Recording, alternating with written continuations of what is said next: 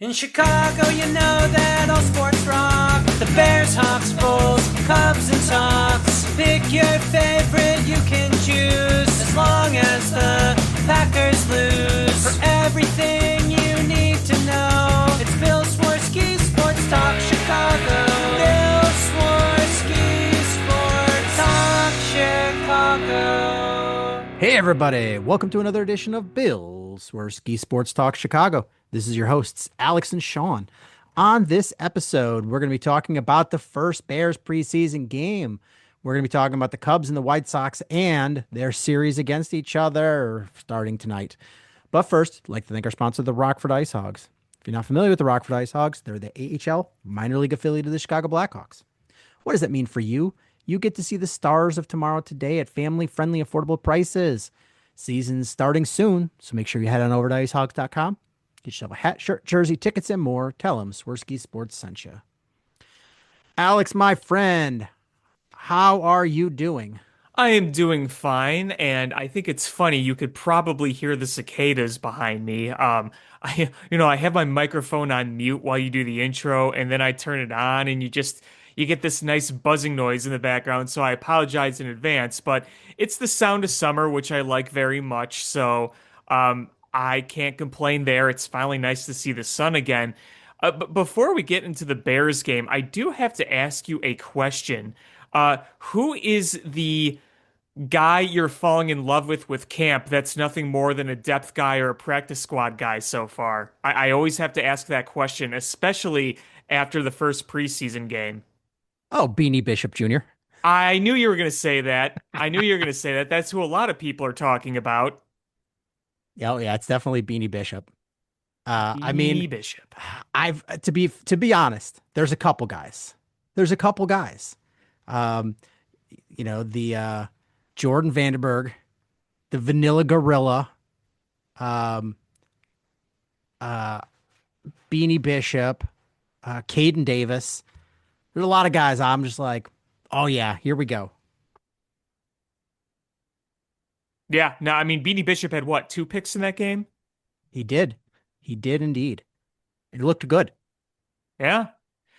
Yeah, I mean, here's the thing is I don't take a lot away these days from preseason games, but I mean, it is an opportunity for some of these depth guys to show if they have any worth. And, you take that for what it's worth.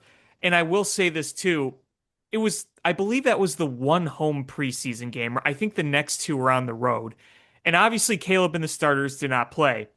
And I would like to see Caleb in the offense get a series this preseason, one or two series. I don't know if that's going to happen, but I would like to see it happen. Now, Tom Thayer will tell you, and many others will tell you, that those joint practices with other teams emulate NFL play more than a preseason game. And obviously, the starters and everyone's going to be playing in there, but I'm just going to say I am very, very glad that Caleb or the starters did not play this past Saturday because the weather was bad. The turf was all sloshy and muddy and gross. So let's just say with the injury issues that they've had already, I'm very glad that they didn't play in that game. Yeah, I'm fine with it. I'm fine with them not playing at all, and I don't think we will see them at all in the three preseason games. Um, I think what Ben's seen in practice, he feels confident with, and just would rather go in healthy. I think there's enough injuries. What more does he want to see? The joint practices are going to be, pretty good. Um, so I'm fine with that. They practice hard. They have one of the more physical practices out of any team. Ben feels confident with Caleb where he is at this point, and most of your skill position is looking good. And so I'm okay. I'm okay. So you're okay if he doesn't play a single snap. I'm fine.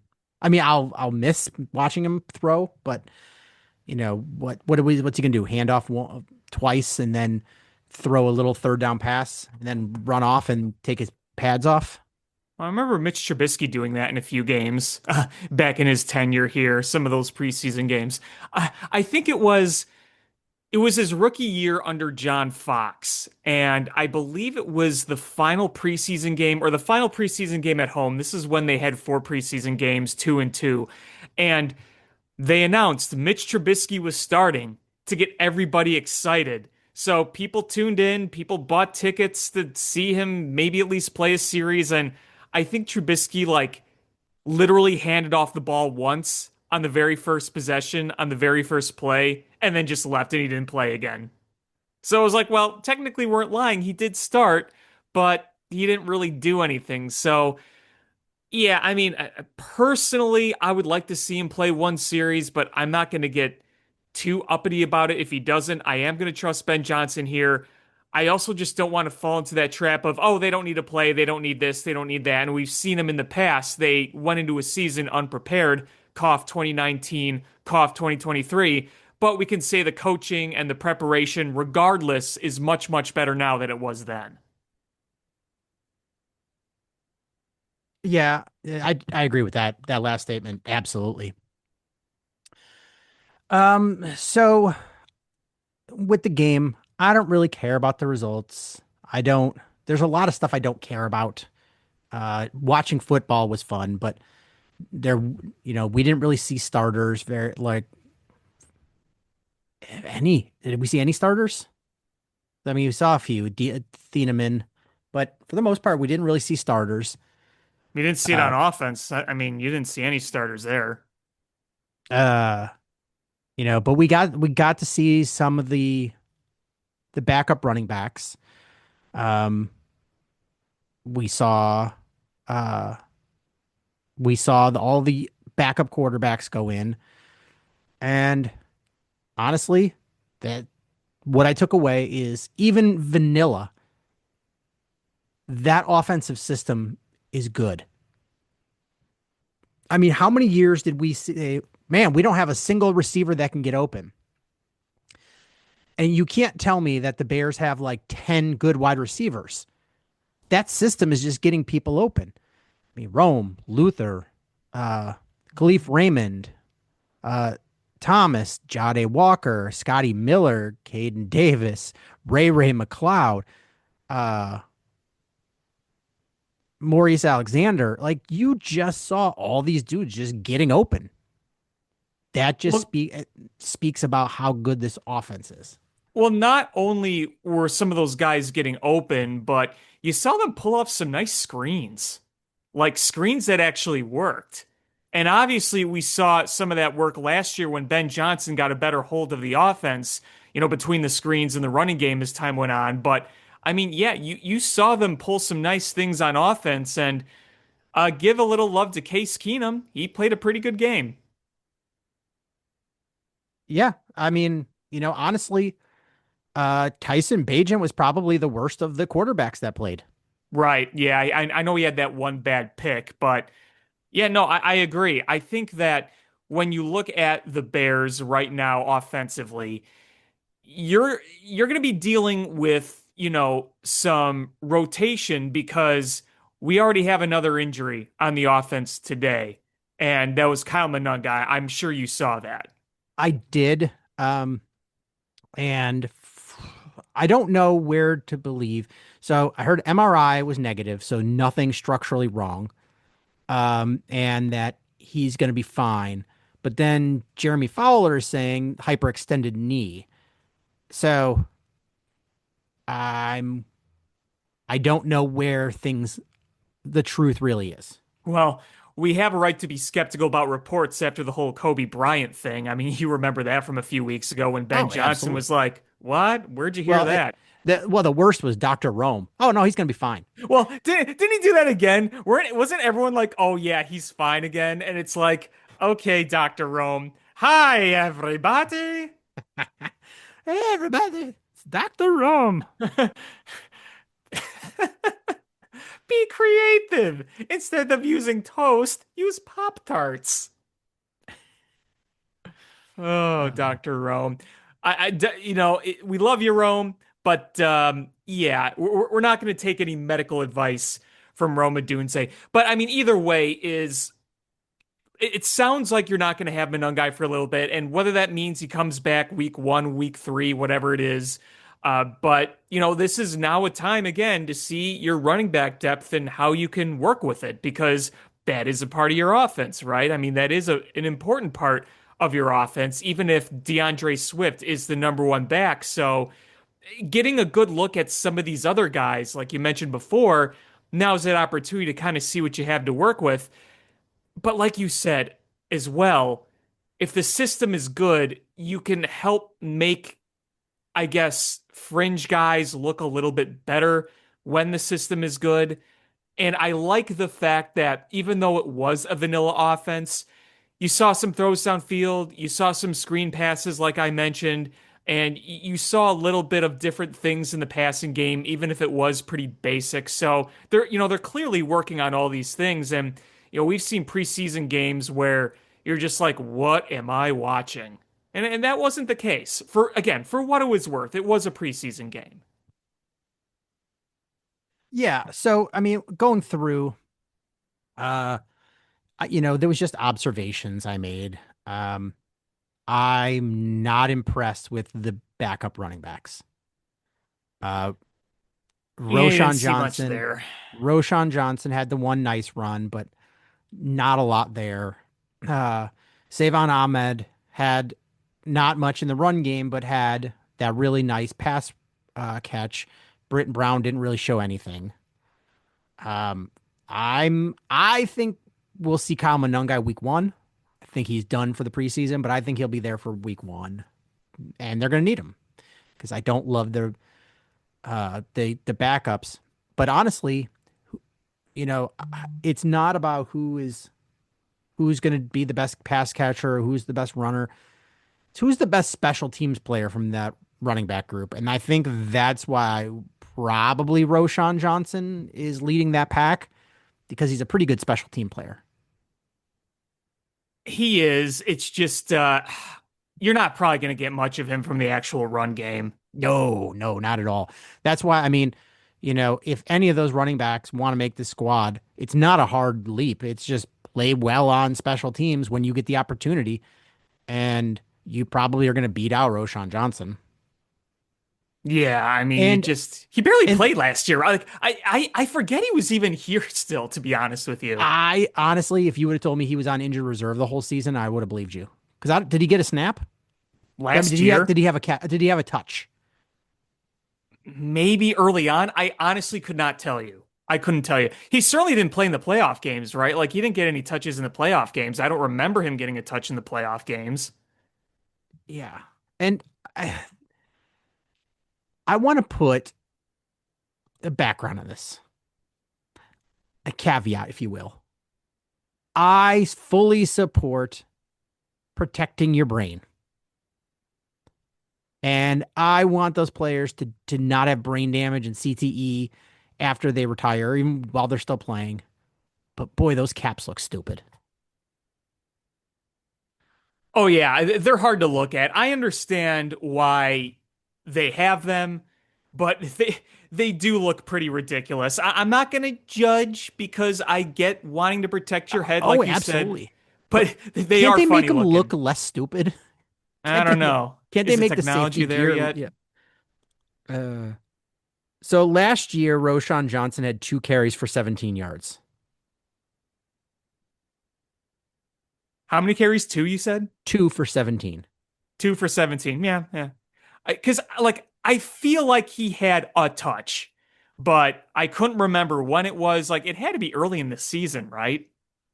Um, I don't know if you have his game logs yes, I up, but do. He had one carry for 6 yards against Washington, and that was October 13th. And then he had 1 for 11 yards against New Orleans, which was the next game again, 10-19. So he didn't have another touch after October. okay, yeah, I didn't think so. And he had zero receptions. Yeah, I didn't think he had a catch. But I mean, if you're just looking at averages, he averaged 8.5 yards a carry last season. A and didn't have a single run less than 6 yards. Got to be positive here. Yeah, that's true. That's true. Because it was funny. I was coming home from a family lunch, and I listened to the first, I guess it was the first two series on the radio driving home, and Jeff Joniak, Roshan Johnson in the backfield. I heard that, and I'm like, oh yeah, yeah, he's still here.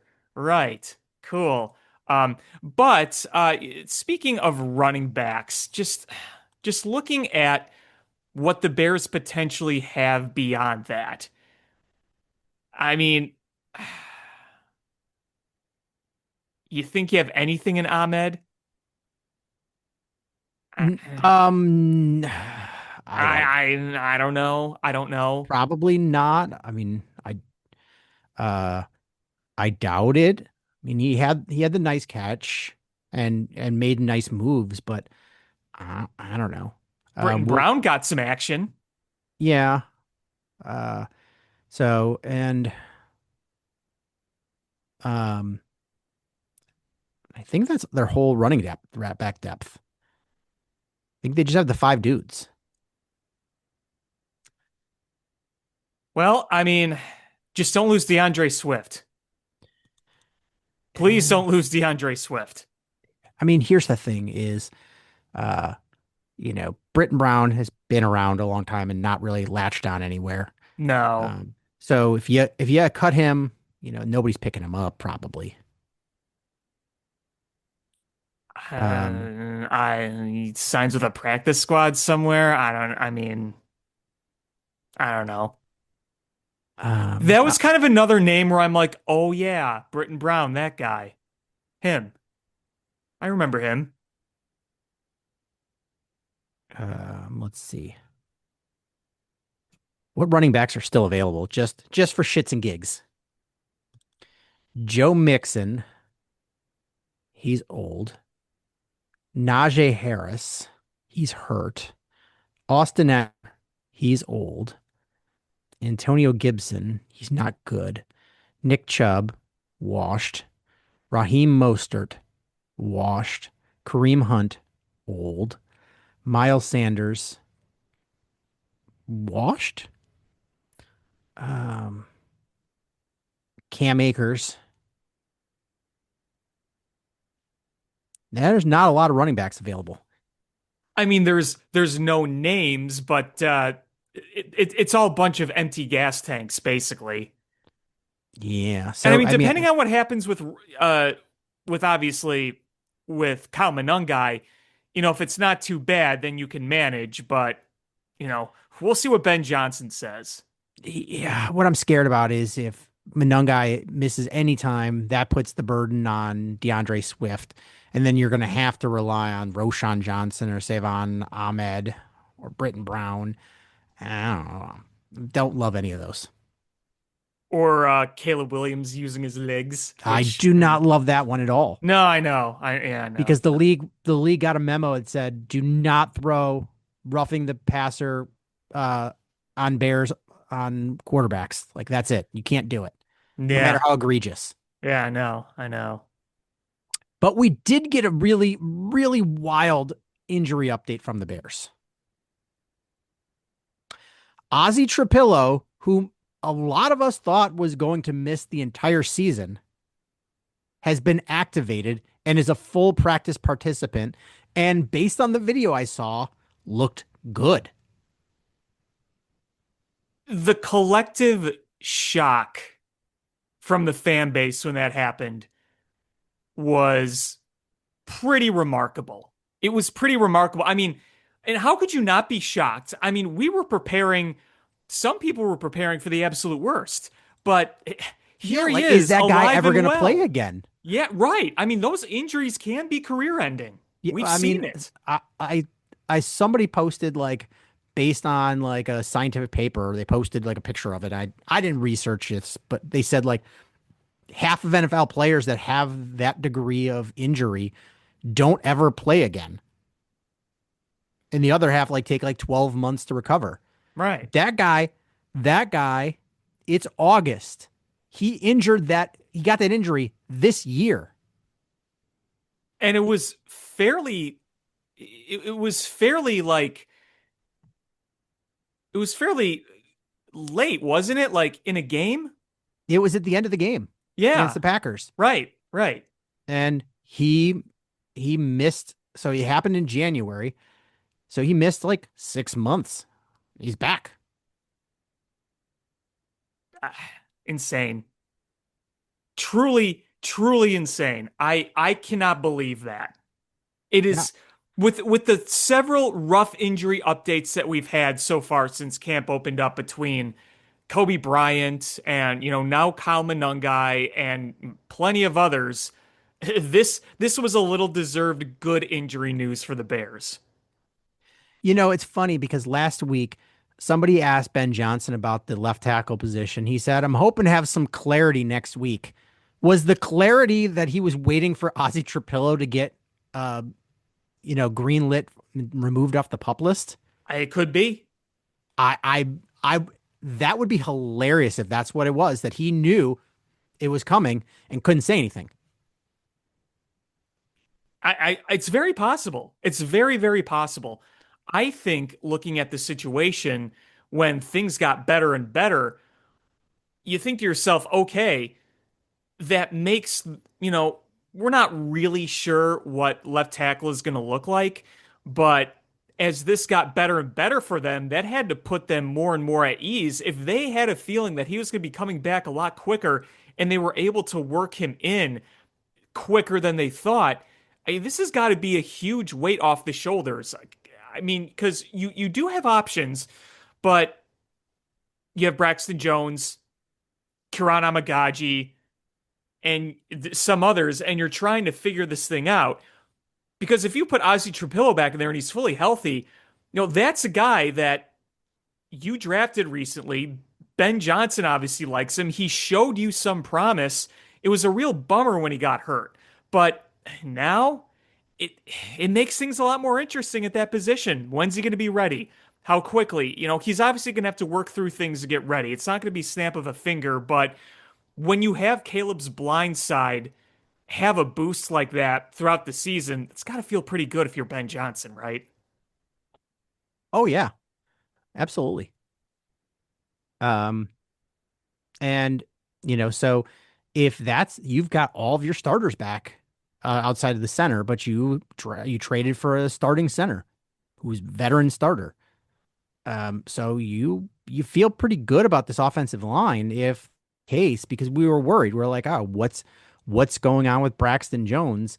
And we saw Karan Amagaji and Jedrick Wills, and Jedrick didn't look very good. I don't. I I think he's gone from this team pretty quick. Um, Yeah, I mean, because I feel like right now it's probably Braxton Jones's to lose as long as, obviously pending Ozzy Trapillo, but with if you're not counting Ozzy Trapillo and all the other options, it feels like it's Braxton Jones to lose, right? I think it's Ozzy Trapillo's to lose. I'm saying when he wasn't in the picture. Oh, when it was, yeah, it was essentially like I don't know what happened with Theo Benedette. Is I unless they're just like, no, we want to stick him on the right side, Right? Do they just not and do they just not want him over there? I mean that's the only thing I could see because he didn't seem like he got a fair shake. They were going with the three other players, and Jedrick Wills, I thought with his experience pedigree, as long as he was healthy, and it seems to be healthy, but he's just not playing well. And there was one play where he just got beat bad, and they pulled him out right after that. He got benched, and they brought Karan Amagaji back in, who wasn't great either. He wasn't awful, but he wasn't great by any stretch.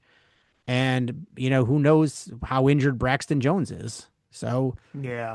thank God Ozzy Trapillo is back because it makes you feel a whole lot better about what's going on over there. And like I said, I think I can speak for pretty much all Bears fans that we liked a lot what we saw from Ozzy Trapillo when he did play last year. And obviously, he was young, there were things to work on, but I think the overall level of play, you're like, okay, you see something here. You're not saying a Pro Bowler yet, you're not putting him as an all-pro, but you saw promise there. You really did. Yeah. Let's see. The offense, quarterbacks, Tyson Bagent is very smart. You can see that. He Hmm. knows that offense. He knows what's supposed to happen. And he's got arm strength. I just don't know if he has the arm talent to be a starter in this league. But I think that guy is going to be a coach one day. I think he's going to be the perfect Chase Daniel type quarterback in his career, and then I can totally see him being the coach. Abso-freaking-lutely.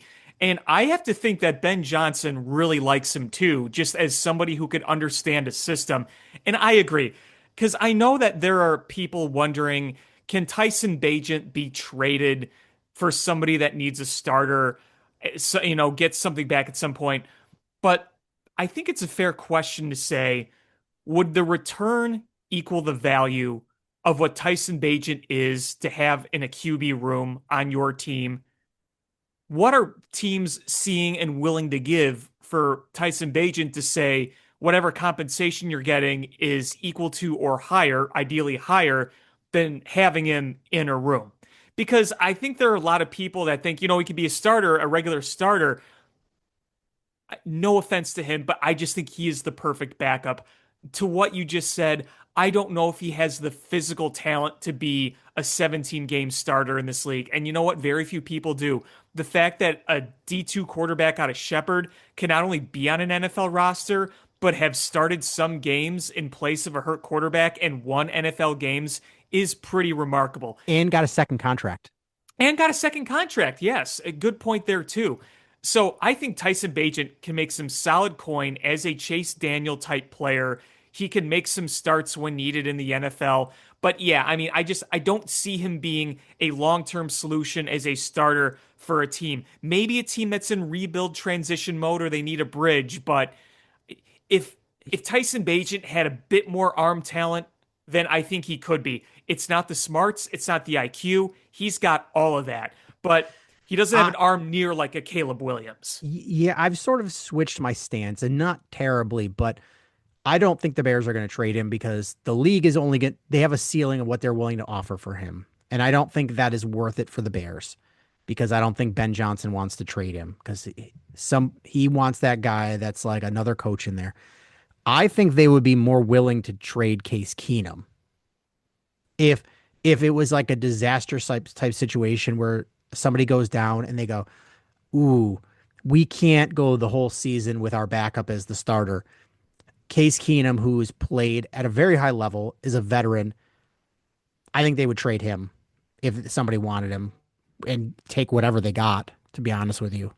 That seems much more aligned. And they're not getting a first rounder or a second rounder or anything for him, but a team trades very little, gets him, and uh, I think the Bears are okay with that. Interesting. I mean, I do know that Case Keenum has been pretty big working with Caleb Williams, and he's been very valued in that room. Not even doubting that. Case Keenum's a good guy to have there, and he's very smart. He's played essentially. I mean, he's been a backup. He's been a starter. He has been a good starter at points. He's started playoff games. Yeah. So the experience. He's played in a lot of different systems. I think that experience has been huge for Caleb. I just don't know. At some point, Caleb's not going to need that guy. You're probably right. You're probably right. I can't say that you're wrong necessarily, but I do think it is very interesting when you listen to whether it's Ben Johnson, Caleb Williams, or anybody else who's at Hallis Hall talk about Case Keenum as highly as they do. And I've always liked Case Keenum. And you knew when they brought him in, you're like, okay, that's a really good veteran presence. But you hear about what he means to that QB room, it's really eye-opening. And I would love to be a fly on the wall during those QB meetings and hear what he has to say. And wasn't it Case Keenum on the sidelines that said, go be Superman on one of his game-winning drives?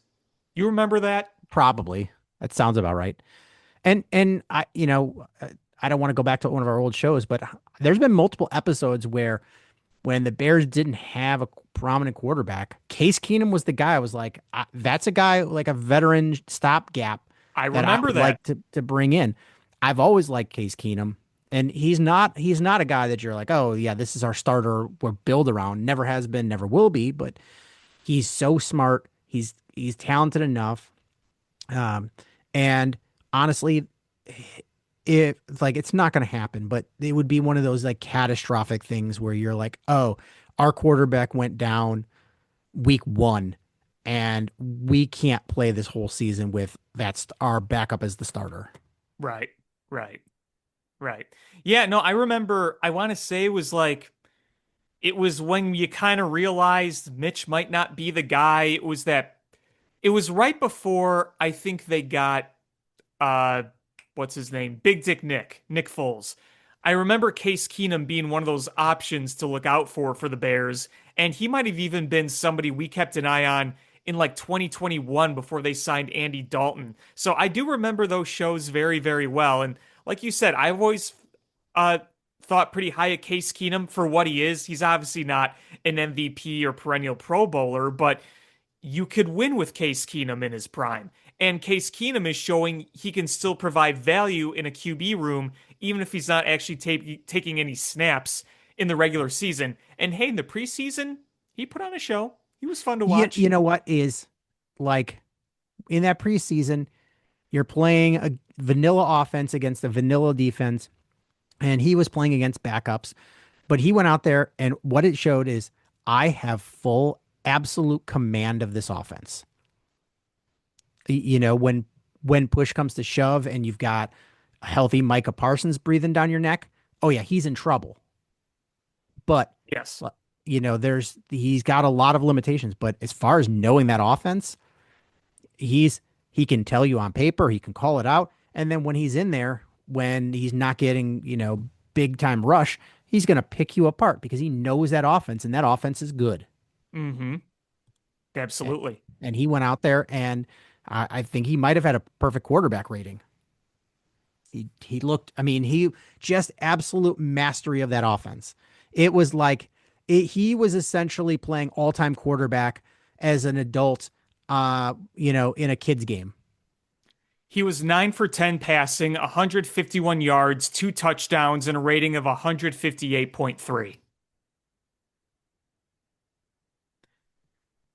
I mean, that's pretty good. That's really good. That's really good. We also can't fail to mention that Miller Moss got a few snaps. He was Yeah. 3 for 8 for 48 yards. I mean, he looks like he might be a guy that they try to stash away on the practice squad. Yeah, I would think so. Yeah. Um, it's the first time I've had confidence in multiple Bears quarterbacks. It's the Ben effect. I mean, look at the other side of the field. The Browns, that oof. I mean, I feel like if you were able to you know have a surgeon cut away certain parts of each of their top two quarterbacks, you might have a decent quarterback. But they just both of those quarterbacks just didn't have didn't have it against backup Bears backups. Yeah. Shakir Sanders had a QB rating of 39.6. Um, I mean, and the thing is too is I like some of their wide receivers. I really did. Like Casey Concepcion, like I was curious of what he would look like in the NFL. He's talented, really good in college, but I was like, I wonder what he's going to be like in the pros. And man, speed all day. He looked great. And I was like, all right, let's see what happens there. Um, but they've got a couple of guys that just look good, and I think Jerry Judy's pretty good. Um, they've got a couple of guys over there that were talented, but Deshaun Watson is like he's not good. And it's funny because like you look at the stats and Deshaun's stats were better, but I thought Shador had better command of that offense. He just throwing it bad. And he got away with a couple of them because broken play and he found a guy, uh, broken coverage. Um, Isn't that literally what happened in last year's regular season game? Like, remember, Sanders was all over the place. He didn't look good, but he had like two bomb completions that accounted for like 80% of his passing yards that day. yeah, but Watson and Sanders and Gabriel all doo-doo sandwiches. That Yeah, and I team, mean, like Watson's stats don't look awful, but I read somewhere that he didn't have a pass over like net 12 yards in terms of distance. A lot of it was yak, which whatever. I'm just saying that that was a stat that somebody mentioned. yeah, I mean, watch it. I went back and watched the game again. Um, and I was not impressed by him at all. I thought I think Sanders is going to win that starting job, even though he didn't look good either. It's this is going to be a rough year for the Browns, I think. And And you I know what's a shame is that they have a lot of, like you said, they have a lot of good weapons on that team. Yeah, All so around it. Offense and defense. I mean, they have the all-time sack leader for crying out loud.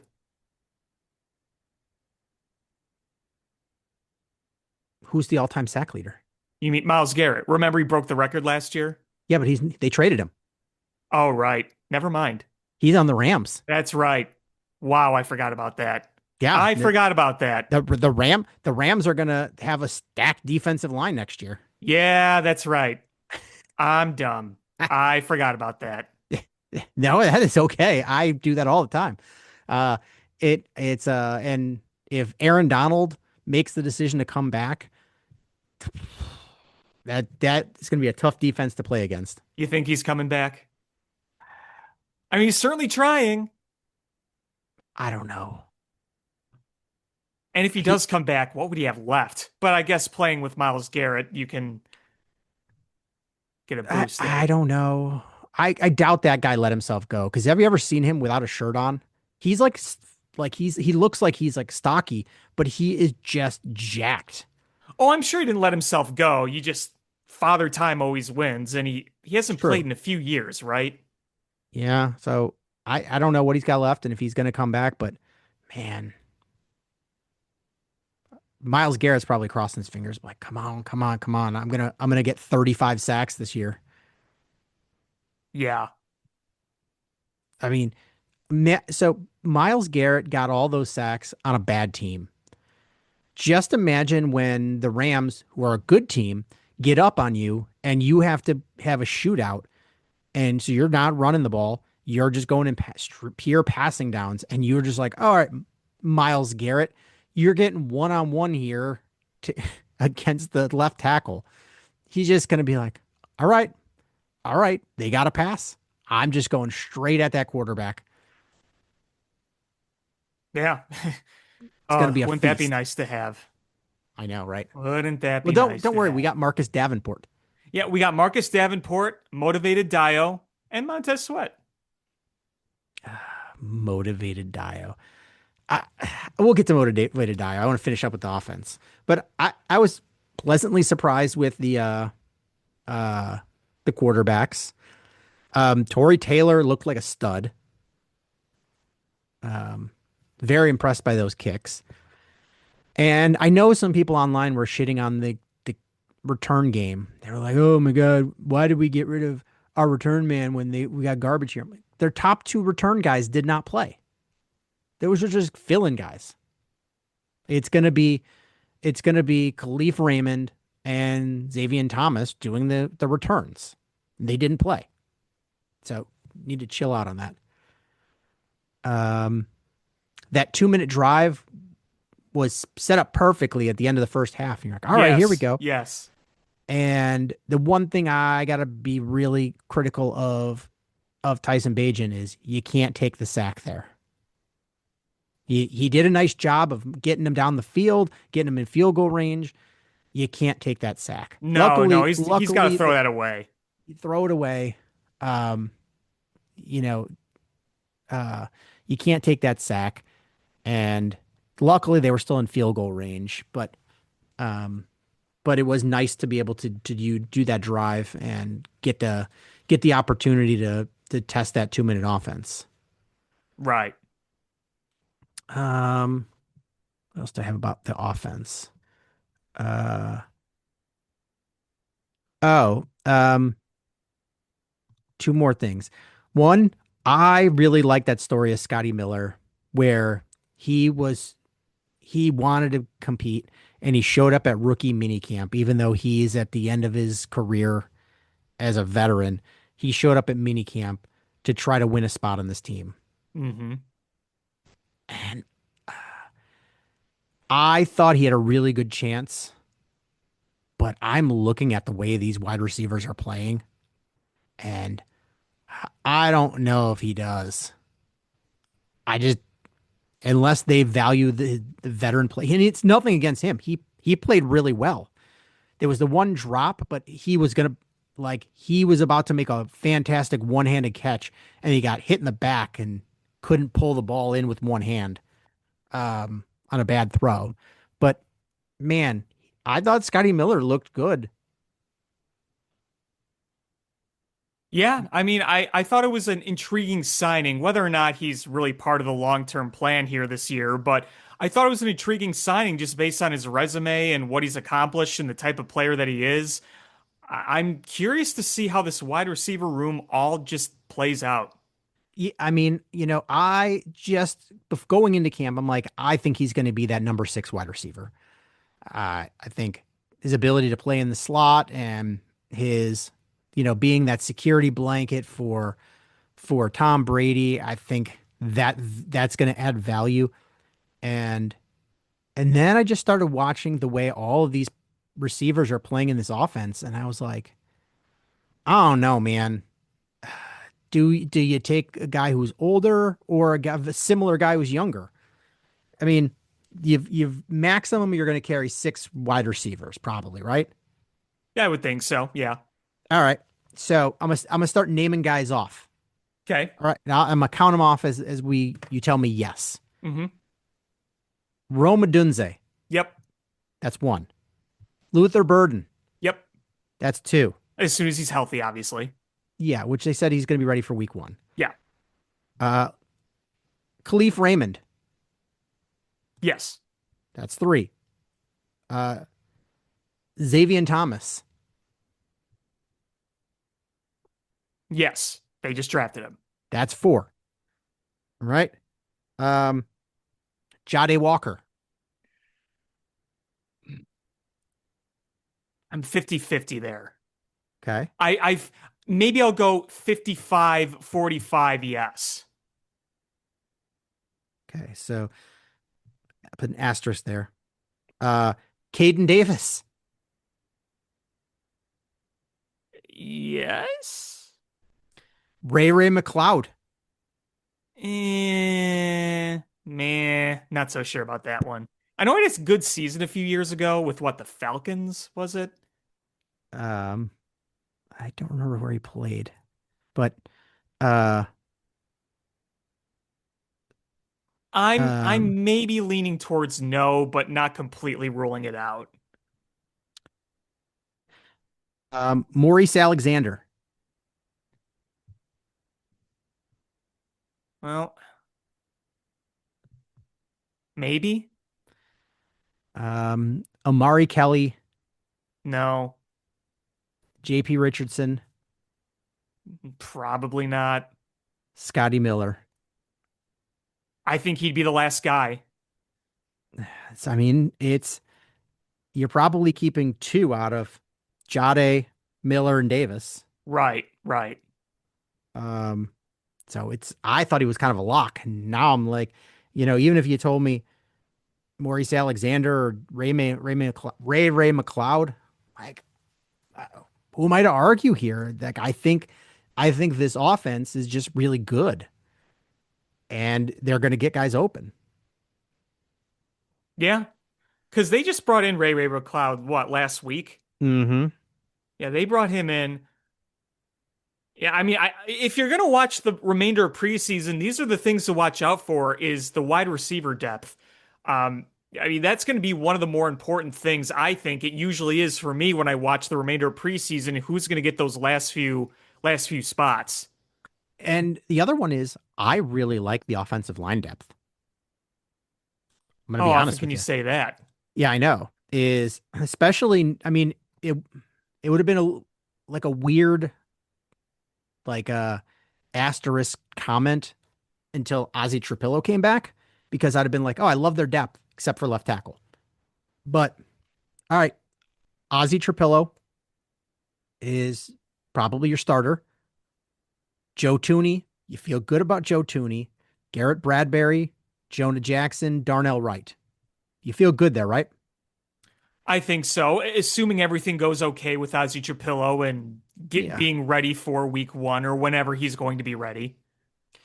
So your backups then, from in order of position, Braxton Jones at left tackle, Jordan McFadden, who had a fantastic playoff game He to did. left guard, Logan Jones, who you just drafted in the second round, third round, um, Logan Jones at center, Luke Newman, who you like, or Caden Barnett, the Vanilla Gorilla. One of those two, both I like both at right guard, and Theo Benedette at right tackle.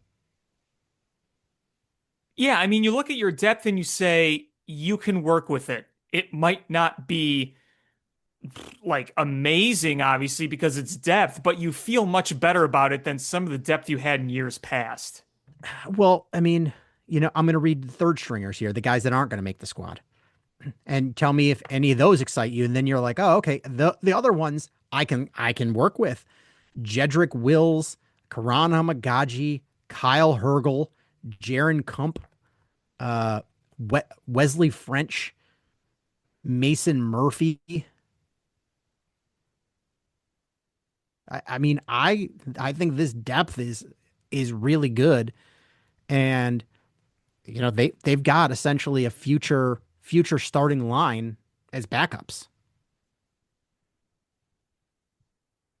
I, I we shit all over uh, Ryan Poles for not being able to get an offensive line, and he's slowly doing a good job there. Yeah, and I do think it helps having Ben Johnson in the building. And Ben Johnson's coaching staff being able to coach that offensive line Yep. and help scout them too. Yep. Though 100% to Ryan Poles for drafting Darnell Wright. That was his doing. He did a great job there.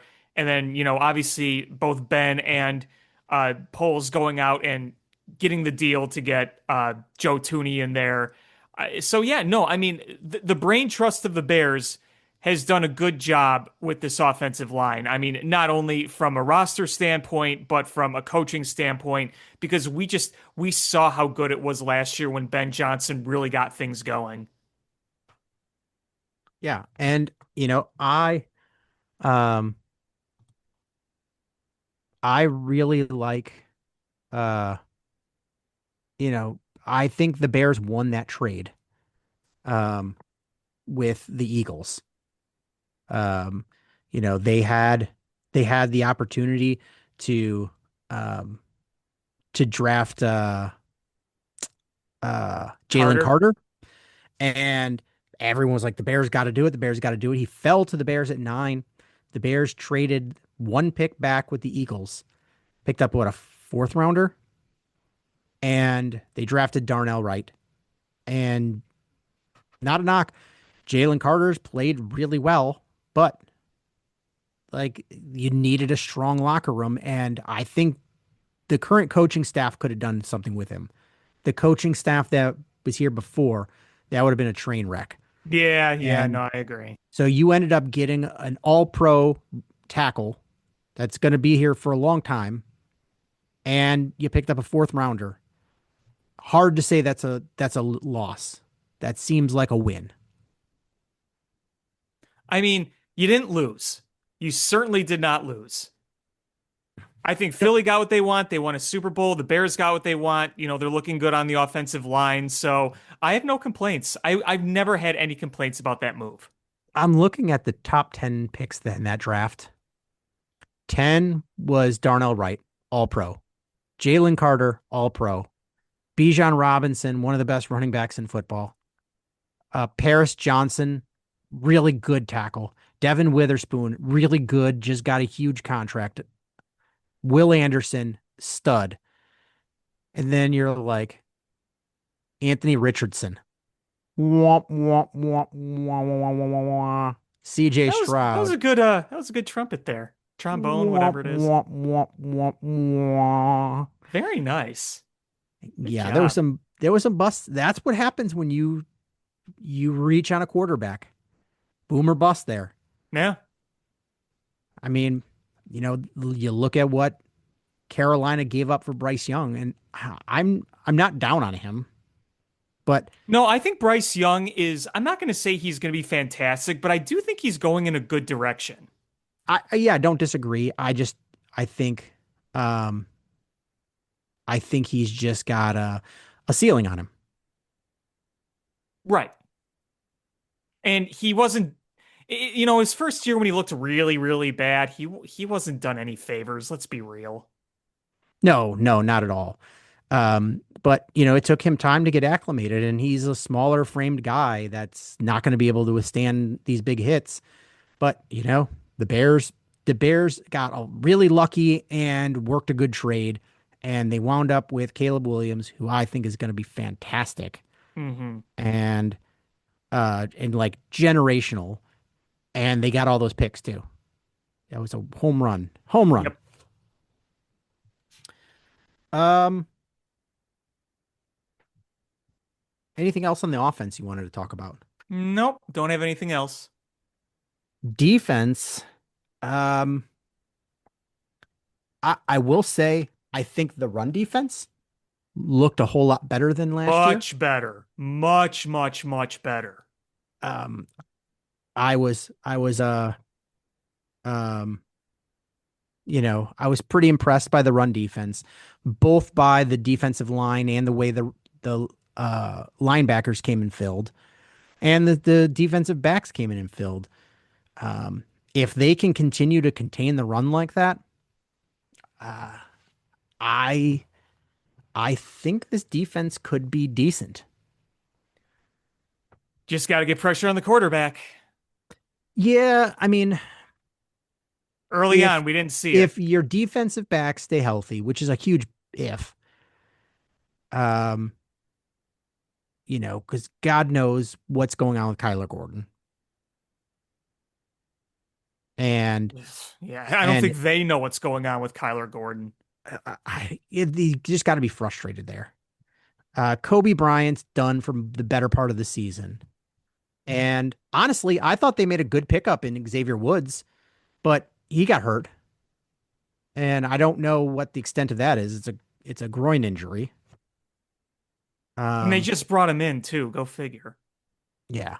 But I mean, he's a veteran, so it's not like you're having two young players back there. So I think as long as he's healthy, I think he's fine.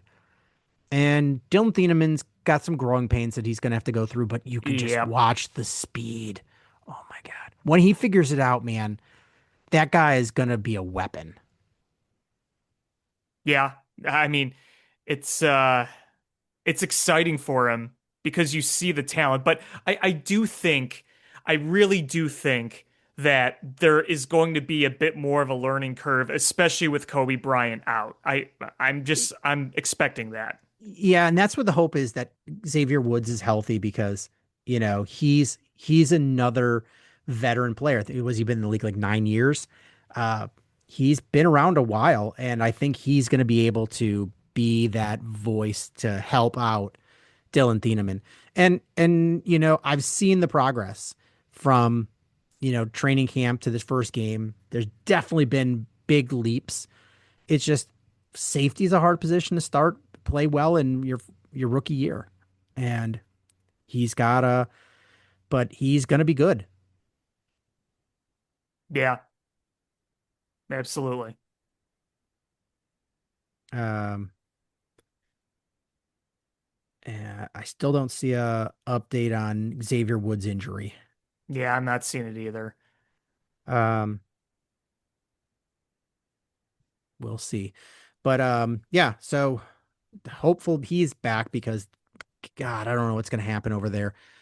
And I saw people online already bitching like, why'd you get rid of Brisker? Why'd you get rid of Nashawn Wright? Blah blah blah. Nashawn Wright wasn't very he had a lot of turnovers, but man, he wasn't very good at coverage. And Brisker was like, how many seasons did he miss a ton of games because of injuries? Plays a healthy season and then you lose your mind when they let him go. Yeah, I mean, you knew that Nishan Wright was going to get paid from all those takeaways, but you weren't going to spend that money there. Yeah, because you already spend a ton of money on your defense. So, um, There are let's definitely see. things to be critical about how the defense has been handled, but yeah, I mean, you can understand why they wouldn't want to pay Nishan Wright after that insane takeaway year where he did struggle in a number of other places. You'll be thankful for the takeaways that he got forever. Don't get me wrong, but it didn't feel very sustainable for the money he was going to be making after that season he had. I mean, the Bears defense was ranked what, like 27th or something. It was bad. In terms of And yards, yeah, and just imagine how bad they would be without all those turnovers. So, yeah. um, I think you're going to see a better Bears defense. I don't know how much better, but and it's going to, I think that how much better is going to depend on is Xavier Woods healthy?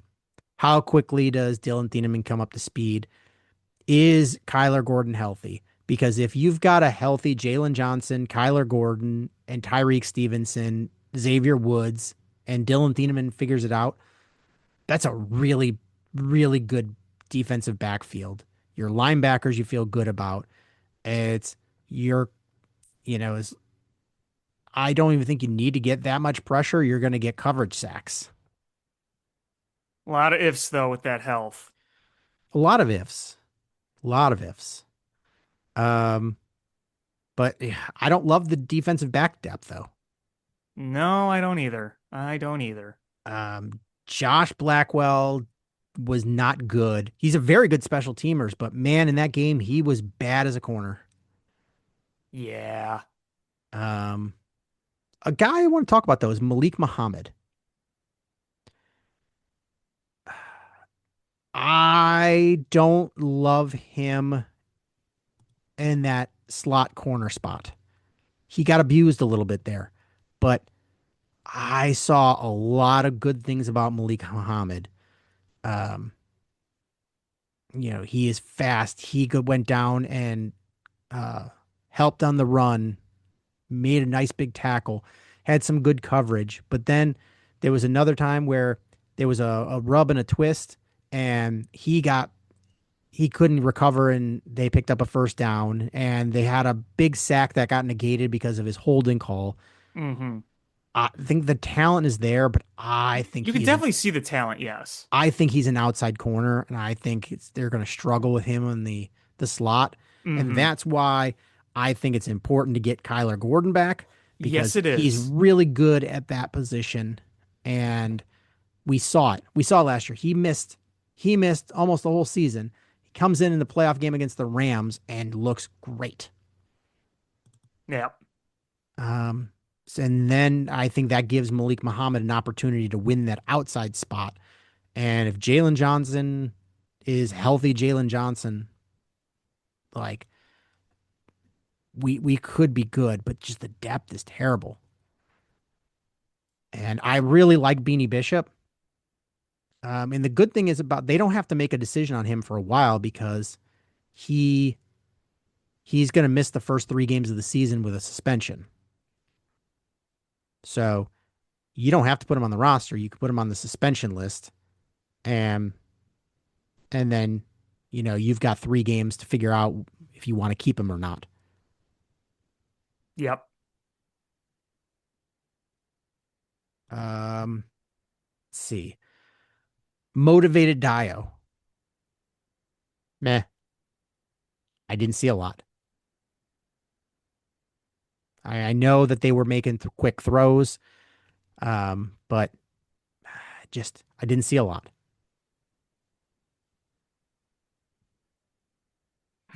I just I'm not I'm not overly confident in that.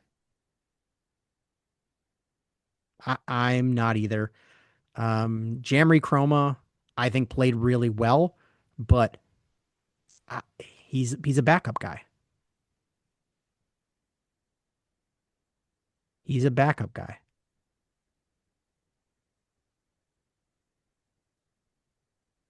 Did we give up a home run to Randall Grichuk? Yes, we did. Gary, I know you're listening here. This is what I was talking about when I say the Cubs give up home runs to just nobody jerks like Randall Grichuk. No, as soon as I saw he came up, I said he's hitting a home run. I knew exactly what was going to happen, and that's exactly what happened. If they give up a home run to Murakami or Vargas or Montgomery, yeah, okay, everybody gives up a home run to those guys. They're just mashers. Stupid Randall Grichuk. The only one who could have been worse is Acuna. If you gave up a home run to Acuna, I quit. Wouldn't be surprised. Uh, um, but yeah, I mean, I guess one last thing I have is I forgot to say that I really liked the way that those tight ends played. Um, Hayden Large and Sam Roush. I think they might keep four tight ends on this roster. I think so too. Knowing what Ben Johnson likes, the fact that they drafted a tight end when they already had Cole Kmet and Colson Loveland, yeah. I just don't know what spot they're going to take away a guy from. Are you only going to carry 9 offensive linemen? You only going to carry 5 wide receivers?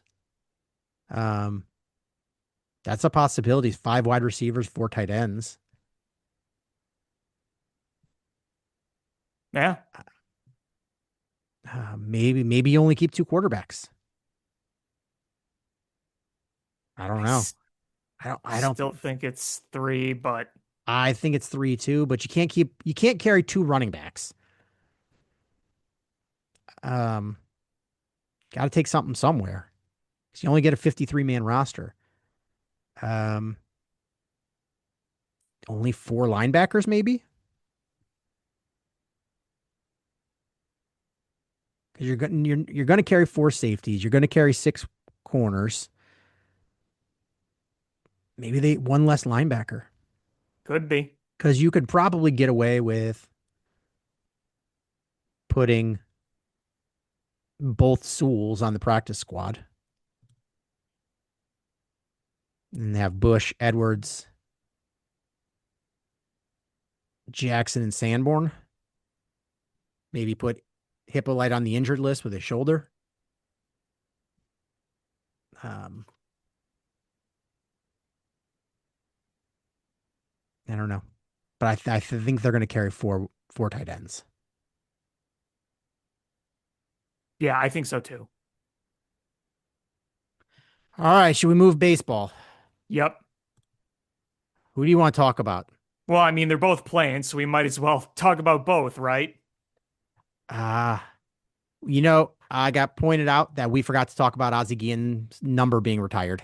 We did, didn't we?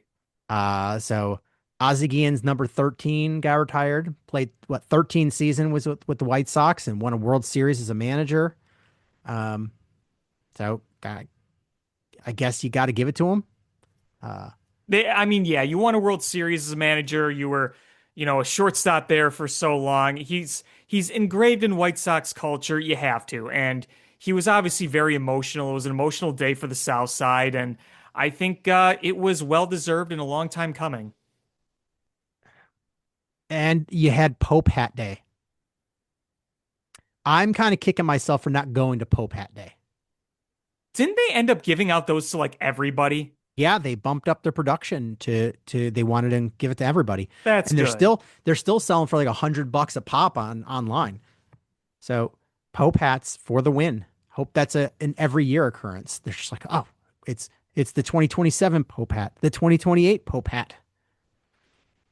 And they should. I mean, because they brought in quite a crowd too. I mean, they had they had a full house and they had doing the piece. I think it was at the seventh inning stretch or something around there.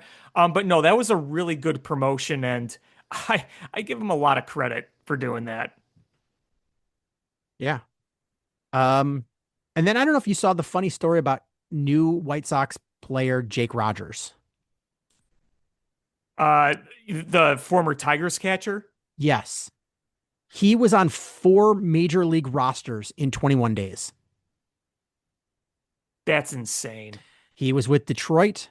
They traded him to Baltimore right after they played Baltimore.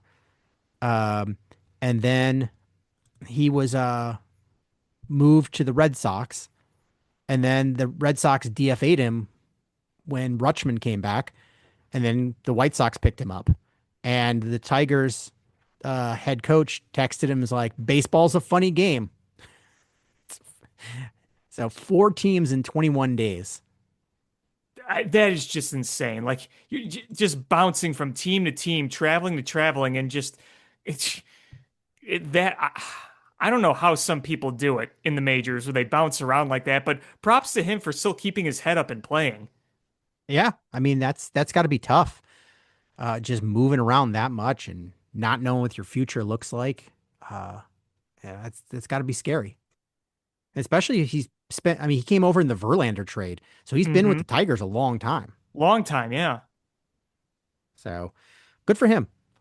Good for him. Hopefully he plays well with the White Sox after this weekend or after this week.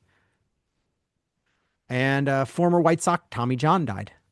Yeah, RIP. How is he not in the Hall of Fame? I was looking at his numbers. I'm like, how is this dude not in the Hall of Fame? He'll get in. They'll put him in the Veterans Committee, which I'm sucks. sure They they just will. won't. He won't be able to see it. That's always a bummer. Is Like I the Ron prob Santo, yeah. yeah you want the guy to see them get themselves in the Hall of Fame. Um, like it's one thing if Barry Bonds never sees himself alive to get in the Hall of Fame. Like I can live with that one, but Pete Rose, Ron Santo, Tommy John, those ones kind of suck. Yeah. But on the field, the White Sox had they lost 2 or 3 to the Reds, and you saw the field start to catch up a little bit to the White Sox, especially with the Tigers surging. Um, and uh, you had uh 2 close games that you could have and should have won against the Reds. And then you play the Tigers. You're like, all right, this could very well be the moment the Tigers start catching up. And the White Sox, they did what they're supposed to do. They beat their division opponent and swept them. Now they're in Not- great shape. I mean, Now they are in that fantastic changed shape. the vibes completely. Now they are sitting very pretty en route to probably winning that division. You created such a gap between you and all the other teams. And they I mean, they fell behind in several of the games and they stormed their way back. They didn't give up. They came right back. They hit a lot of bombs. They hit a lot in general, and next thing you know, they're in full control. I mean, that was a real turnaround. Yeah, I mean, it's and they've got this commanding 5.5 game lead in uh in this division. And I know there's 3 teams that are right in a pack behind you. 5.5 behind is the Tigers, 6 is the Minnesota Twins and the Cleveland Guardians. But those teams have to play each other as well as play the White Sox. So it's going to be a lot of attrition. And all that does is move the clock forward for the White Sox and give them a better chance of winning this thing. And good for them. I mean, lost 100 games last year, and they're on math is on their side for winning this division. Yep. Yeah, no, I mean they're well in control of this now. It would take something pretty big, I think, for that to fall. I mean, those other teams are just not that good. And I mean, sure, could the Guardians get hot? Could the Twins get hot? It's possible, but I mean, they'd have to get pretty hot right now. They've fallen pretty far behind. Yeah, they're falling far behind, and they've got to play each other. They've all got to play each other still. So you've got these teams are, you know, unless you start sweeping opponents, even if you win two or three, you gain one game. You Right. can't be inching along. I mean, there's what uh less than 40 games left this season. Yeah, time's kind of run out for most of those teams unless they do something crazy. Yeah. So that's awesome. And you had you won a bullpen start with Vargas hitting a bunch of home runs and outscoring them. And then, you know, um, Montgomery gives you a couple of RBIs and a big win in game two. And then you had a rough start in the game three, but that bullpen held strong and you got the win there. And coming in facing the Cubs with you having all of the momentum. And facing home run giving up pitchers. I said coming into this series, I don't feel great about the Cubs in this series. It's game one. I don't know how this is going to end up, but it feels like the Sox have all the juju right now after that series. But Yeah, we'll see. I don't know. here's what I wrote in my notes. The Cubs have a home run problem, and the White Sox are a home run problem. Exactly. Yeah, exactly. And that is, and I mean, at least the biggest home run problem is no longer on the Cubs, but Shota gives up a lot of home runs, and he's Yes, he already does. given up one to stupid Randall Grichuk. That makes Um, my stomach turn. That guy absolutely murdered us. Absolutely murdered us as a Cardinal. did you happen to see the new MLB farm system rankings that came out? I glanced at them. I couldn't remember exactly what they all were, but I saw them briefly. So White Sox were 15, which I think is a little low for them. Because they've got some good talent down there, and Rock Chalowski and Caleb Bonnemer and some of the pitchers. Like, I'm surprised they're only 15, but Cubs, man, they're like 28th. They are No, brutal. yeah, not surprised. You traded away some, and you're gonna have to restock it. Yeah, it's brutal there. Um, but Cubs, uh, what a shitty Cardinal series. Yeah, that wasn't good. That wasn't good. We were on And fire, yeah, and uh, Joshua Baez just absolutely clobbered us. that was shocking. Three home runs in his first three at bats as a major leaguer. Like that's never been done before. No, and that's pretty much what we expect with this team. You're like, oh hey, this guy has never played before. What's a bat? Let me figure this out. Oh, I just hit three home runs. Um, and dumb decisions is Edward Cabrera comes off the DL Ugh. and you you start him over somebody that's actually been pitching pretty well finally, and he stinks.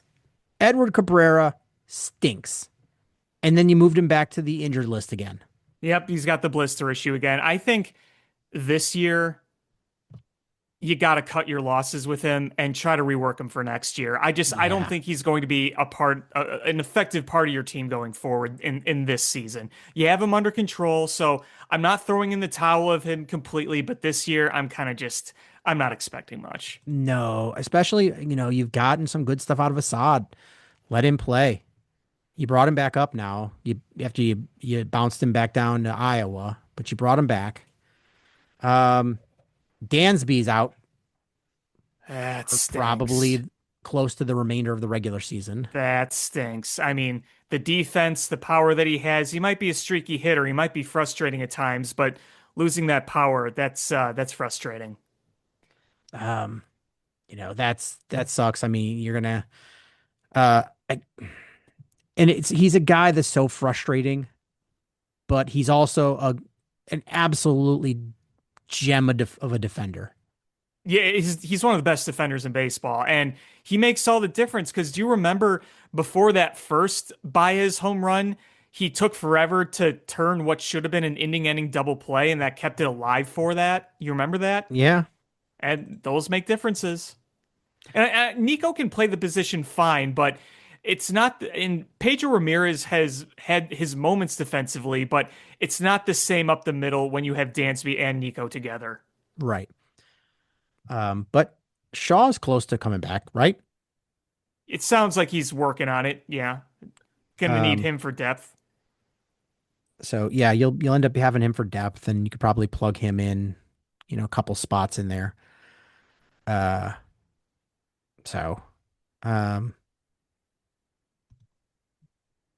yeah. Uh, but Palencia moved to the 60-day DL. That's not fun. Well, that's just a maneuvering move. He'll be back. He'll be back. I, That's retroactive. is it wrong that I'm not holding my breath? I mean, he's been pitching in AAA, so Is it wrong that I'm not holding my breath? trust me, it'll be fine. You could kick my ass if he's not. Trust me, it'll be fine. Famous last words. Yeah, I know. I know. Um, but Triantos then got sent back down to Iowa. Yep. Well, he wasn't getting much playing time anyway. No, he wasn't. But you know, I recognize the Cubs have been playing really well.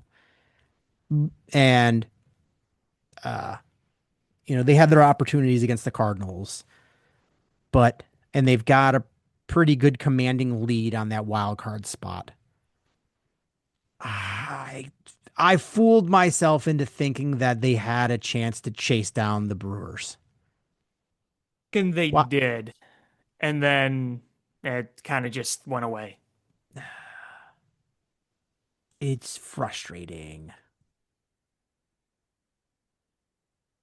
It's frustrating. It's very frustrating, yes. Because the Dodgers were no help. They lost 3 out of 4 at home, including Edwin Diaz blowing an awful save. So that kind of took. I mean, the Cubs and the Brewers still have 7 games against each other, but it's a big difference when you're 5 back, potentially 6 versus 3 or 2. Right. Um, and every time the Brewers, have a slight stumble and you catch up, you realize they're just faster than you and they run away. And that team is incredible. They're the best team in baseball, and you've got a really good record. Um, Yep. so yeah, but you look at the wild card and you're 5 games up on the Phillies, 5 games up on the Padres, and you're 6 games up on Arizona, who's struggling a little bit, and 8 games up on Miami. So you're starting to see some of these teams start to wash away and looking like we know who the teams are that are going to compete here. Right. So we already knew Colorado, San Francisco, and the Mets were washed. Cincinnati out, Washington out, Pittsburgh out. St. Louis and Miami are hanging on by a thread.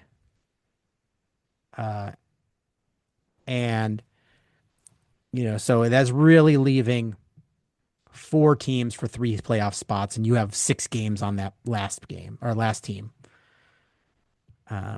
So I feel pretty confident that the Cubs will make the playoffs, Yeah, I'm but just throwing the division out of the window. the division just seems lost. It's just hard. It would have been hard to not only catch them and maintain it. Yeah.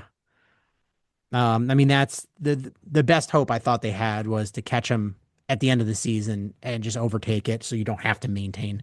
Right.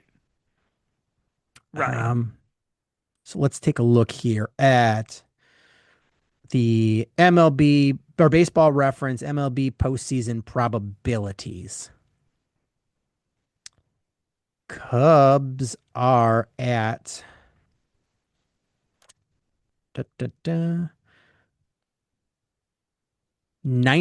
96.6% chance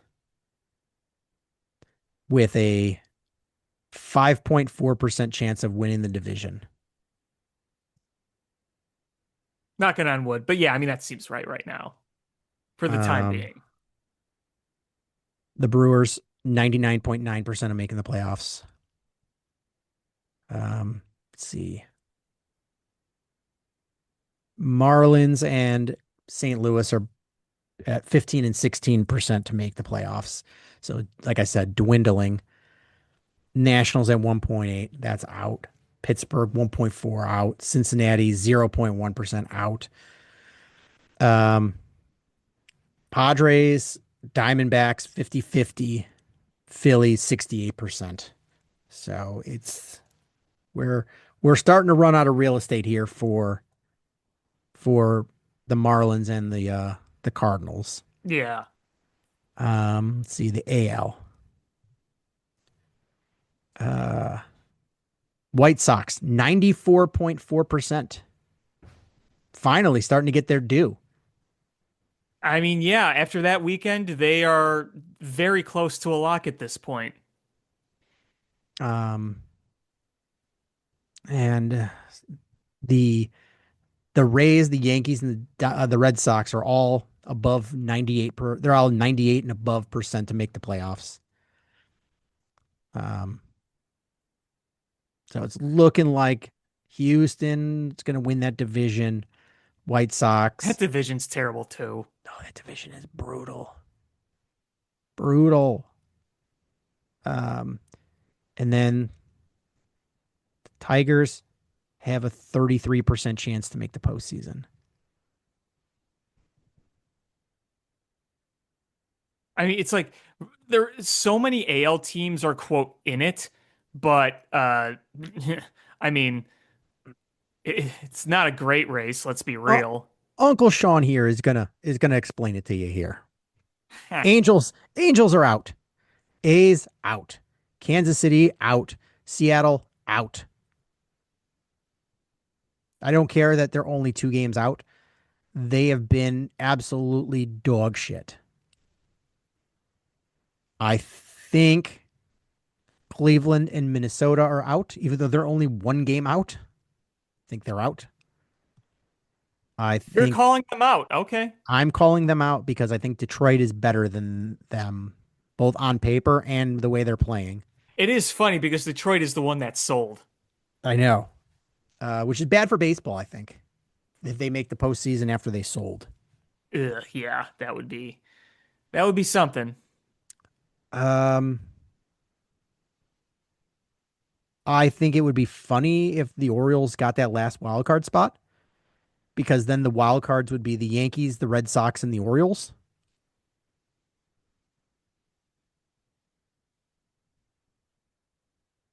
But Yeah. I mean, it's very, very good chance somebody with a sub 500 record is going to make the postseason in the AL. Yeah. And I'm hoping it's the Orioles. Yeah, it would be fun.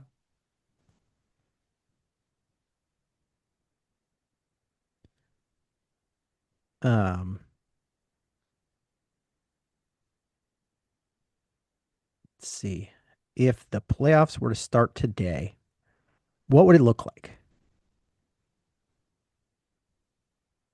Mm-mm-mm. Why is it taking so long to load? Um, it would be the Padres and the Dodgers, the Phillies versus the Cubs. The Brewers and the Braves would have a bye. And what would be the AL? The AL would be the Orioles and the Astros, Red Sox and the Yankees, and the Rays and the White Sox would have a bye.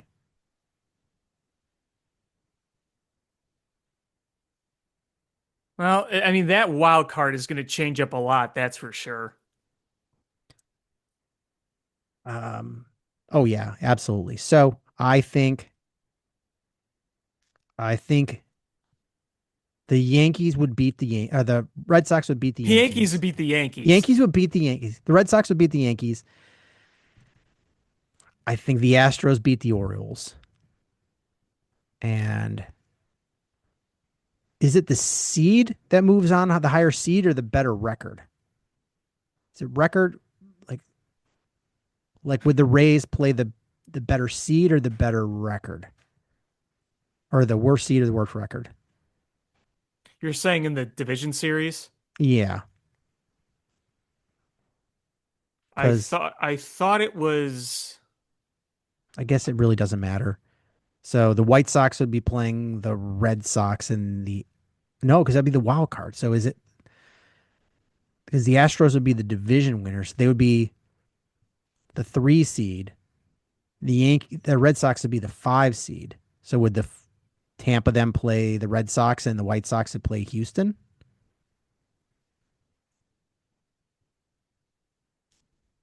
Hmm. Hmm. I don't know. Do they reseed? And is it which one is it? I don't know. We've got a long way to go here before that matters. But I like the way that this is shaping up for the White Sox. And honestly, the Cubs aren't playing their best baseball right now, but things are shaping up well for them too. Yeah, we'll see how this last 5, 6 weeks, whatever it is, goes. That's for sure. A lot can happen, good and bad, with the roster and everything. But yeah, let's guess enjoy the ride. That's what I keep trying to tell myself. Enjoy it. Enjoy it. At least Arizona's going to lose today. Did you hear about Ketel Marte? How he just like didn't show up? No. Yeah, very weird. They put him on the restricted list because he's okay. He just didn't come to work. Huh, well, why would he? It's like freaking Peter from Office Space. I'm not gonna go. Just I'm just not gonna go. I've been cheating on you. uh, is there anything else you wanted to talk about? Nope, I've said my piece. Well, I think that's going to do it for this episode of Bill Swerski Sports Talk Chicago. I want to thank everybody so much for listening. Please hit subscribe however you listen to podcasts, whether it's iTunes, Stitcher, YouTube, Google Play, Spotify, etc. Share this podcast with your friends. Help grow the show. Follow us on social media at Swerski Sports, Facebook.com/Swerski Sports, SwerskiSports.com, or Swerski_Sports_podcast on Instagram. Shy Fan Pat 2 for Alex on Twitter/X, or AlexanderJPatCreative.com for all the cool stuff that Alex does. And again, thank you so much for listening. And until next time, bear down. Cubs win! What a lucky break! The good Lord wants the Cubs to win! We thank Ditka and God for all they have provided. Cubs win! Cubs win! Cubs win! Oh, I don't want her, you can have her, she's a Packer fan. She can't fit in my van. And she looks like number New Yorkers. Smoking crack is not legal on planes. Bears 31 to -7. The Bears. Oh, when the Bears go bearing